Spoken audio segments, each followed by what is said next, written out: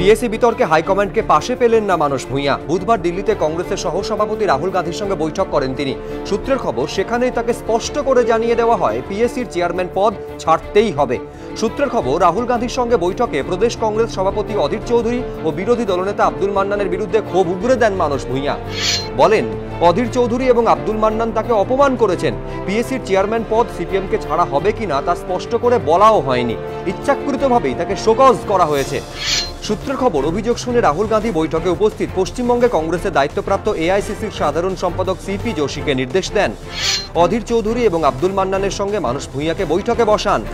তবে সূত্রের খবর, এরই সঙ্গে কংগ্রেস শীর্ষ নেতৃত্বের তরফে মানস ভূঁইয়াকে সাফ জানিয়ে দেওয়া হয় তাকে পিএসসি চেয়ারম্যানের পদ ছাড়তেই হবে।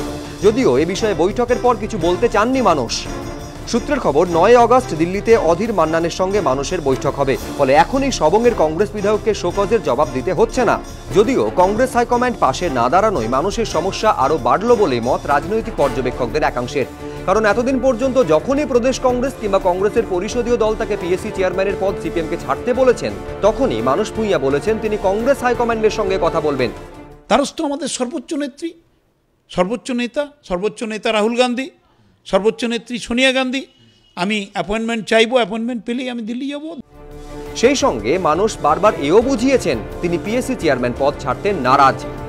সাংবিধানিক বডি এবং বিধানসভার ভেতরে সর্বোচ্চ সম্মানীয় নির্বাচিত একটি সংস্থা। ছাড়বো বললেও ছাড়া যায় না, ঢুকবো বললেও ঢোকা যায় না। এটা মনোনীত নয়, নির্বাচিত।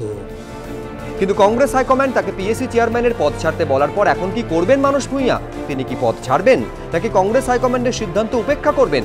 সেক্ষেত্রে কি তৃণমূলের দিকে ঝুঁকতে পারেন?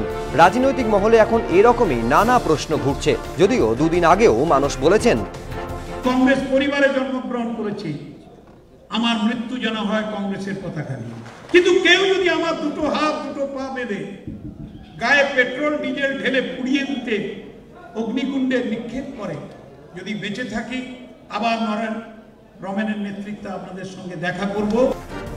হাইকমান্ড তার মনোভাব স্পষ্ট করে দেওয়ার পর এখন মানস ভূঁইয়া কি করেন সেদিকেই নজর রাজনৈতিক মহলের। বিজেন্দ্র সিংহ, এবিপি আনন্দ, নয়াদিল্লি।